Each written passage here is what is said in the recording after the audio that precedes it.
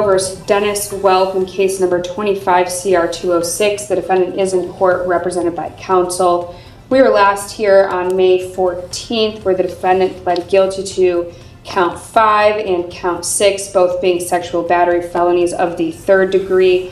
2 counts of 3rd-degree sexual battery. That's already setting the stage for a heavy sentencing day. In Ohio, these carry serious prison time, and the court's about to decide just how much. At that time, the court referred the defendant for a pre-sentence report and victim impact statement. Those reports have been completed, and the state is prepared to proceed with sentencing. Mr. Watson. Thank you, Your Honor. May it please the court. I'm going to be brief. This was a heinous crime, Judge. This was horrible in a lot of ways, but most importantly, because this was a minor child who almost assuredly didn't fully understand what was going on with somebody. Notice how the defense is framing this. Yes, there's a prior record, but they're emphasizing it was mostly drugs and theft, not sexual offenses. Classic mitigation tactic. Make the current crime seem like an outlier, even if the reality is far more complicated. Whom was entrusted to love her and to protect her. However, Your Honor, this is not indicative of who Mr. Welp is as a person. Yes, he has a record. Yes, he has been to prison, but it's mainly in the past been for drug offenses, I believe some theft offenses, nothing of this magnitude. On this day, and this is not an excuse, Judge, for his behavior, but on this day, Mr. Welp was drinking a lot, was highly intoxicated, and took advantage of his stepdaughter. Since the day I met him, he is in disbelief that he did this. He has expressed to me his remorse and his sadness and how he hurt her, how he hurt his wife, how he hurt the rest of his family. He knows, Your Honor, that he's going to be spending a lot of time in jail coming up. I know there's discretion with the plea with how much time that equates to. This court has a lot of discretion with that. Earlier in chambers, the state and I presented to the court a joint recommendation for 8 years. I'm going to respectfully ask the court to consider imposing that sentence because I believe Mr. Welp is remorseful. I believe that this is not who he is as a person, and I'm hoping when his time is up and he gets out, which by the way, he's going to be reporting as a sex offender for the rest of his life, so he's going to be under a microscope, he's going to be monitored for the rest of his life, but I'm hoping that he'll be able to piece things together, make amends with at least part of his family. I don't know if he can ever make full amends with everybody or not. And you're going to hear from him in just a minute, Your Honor. But again, I don't think this is who he is as a person, and I'm going to respectfully ask the court to consider adopting the joint recommendation. Thank you, Your Honor. All right. You are required to register in person with the sheriff of the county in which you establish a residency within 3 days of coming into that county, or if temporarily domiciled for more than 3 days. You are also required to register in person with the sheriff of the county in which you establish a place of education immediately upon coming into that county.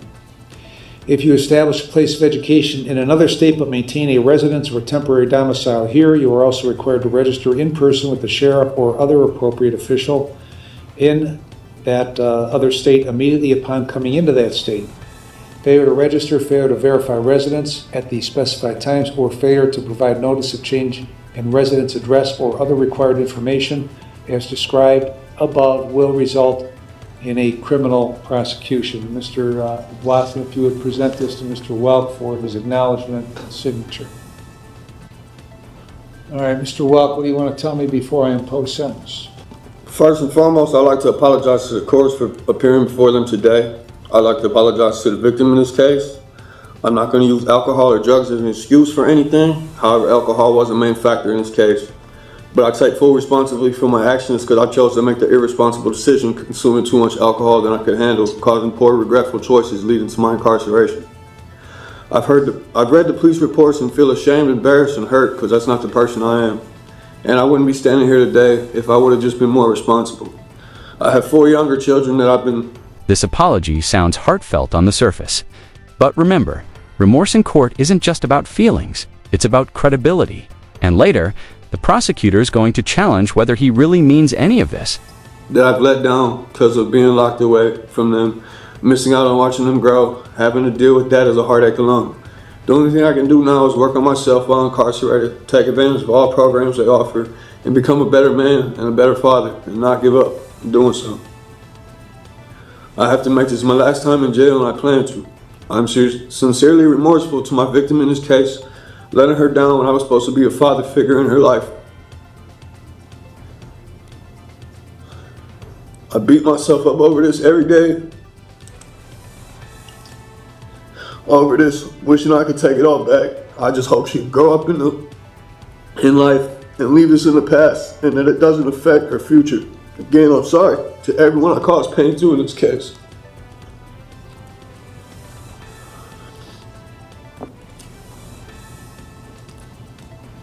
Ms. Alessi? Thank you, Your Honor. One thing that the defendant said today in court, and even in his pre-sentence report, that stood out to me is that he was supposed to be a loving and caring father. And I couldn't agree more with that. He should have been someone that the victim could trust and rely on for protection and guidance. And instead, he used his role as a parental figure to manipulate her, exploit her, and violate her. And while there is a jointly recommended sentence here, the state believes it's essential to highlight not only what the defendant did pre-indictment, but also what he did after his arrest in this case. While incarcerated, he continued to communicate with the victim while in the Lake County Jail. Boom. This is the part the jury never hears, but the judge definitely remembers post-arrest conduct, contacting the victim while in jail. That's a legal landmine, and frankly, a sentencing torpedo. He attempted to guilt and manipulate her by blaming her for her own suicide attempt at the East Lake Jail. He pressured her to express her feelings to law enforcement about him or her desire for him to only receive a short sentence. He spoke of wanting to attend counseling together. He emphasized they were a team and told her he loved her, despite being her abuser, despite doing what he did here. And during several of these recorded calls, you can hear the victim crying, further illustrating just the ongoing emotional harm caused by the defendant and his conduct. This behavior demonstrates his continued disregard for the well-being of the victim, his family, and his ongoing efforts to control her and manipulate her. The defendant today in court said he's remorseful, but in the pre-sentence report, he didn't believe he did anything wrong, and he wants to take this to trial. So I'm not sure what this court can believe. He has a lengthy criminal history, including 4 prior prison numbers and 5 felony cases. And all of this, I think, supports the need for a significant term of incarceration, and respectfully ask this court to impose a jointly agreed sentence of 8 years. Thank you. Thank you. Why did you call her after you were in jail? Because I was told by the detective I was allowed to. Okay. I didn't call her, I called my wife and she answered the phone. All right. And what contact did you have with her about retracting her statement or modifying her statement? It wasn't retracting, we talked about counseling, going to counseling and stuff, because that was something that they was talking about making them do. And something she said she didn't want to do. Well, trying to, whether directly contacting her or contacting her through your wife, was wholly inappropriate. And it was further evidence of you trying to take advantage of her at that young age, like you did when this happened. Now she had asked the detective if she could have contact with me when this case was all started. Then when I went to my preliminary hearing on February 11th, I asked the detective and he told me the same thing.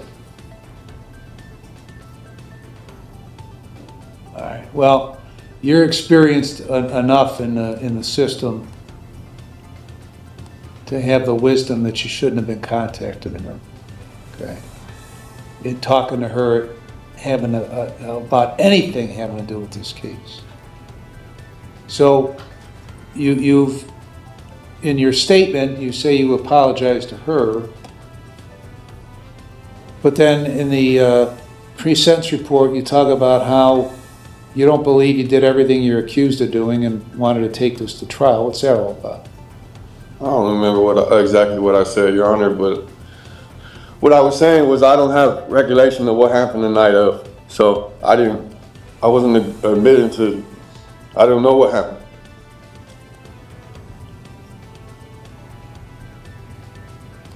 So did you or didn't you do this stuff? Yes. Okay. And I got to tell you, it doesn't get much worse than this kind of stuff. I understand. And I would note in the record that in 2009 or 2010, you were sentenced to prison on a burglary, released on judicial release, and then returned to prison after a violation of the judicial release. And you were released January 7th of 13. You went back to prison on another case on May 1st of 13 and got out in August. Went to prison on an attempted burglary, trespass in a habitation, breaking and entering, June 23 of 16 through August 5 of 18. A whole bunch of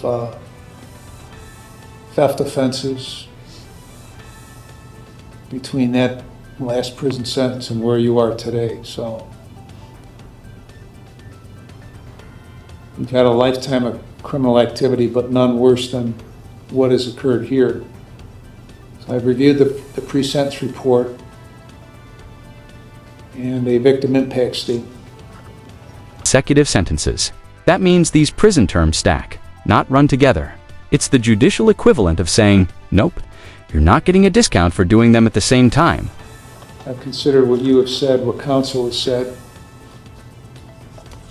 and I've also considered that they've made a joint recommendation of 96 months. And there it is, courtroom meltdown. This outburst isn't just bad optics. It can cement the judge's impression that rehabilitation might be a very long shot. In prison.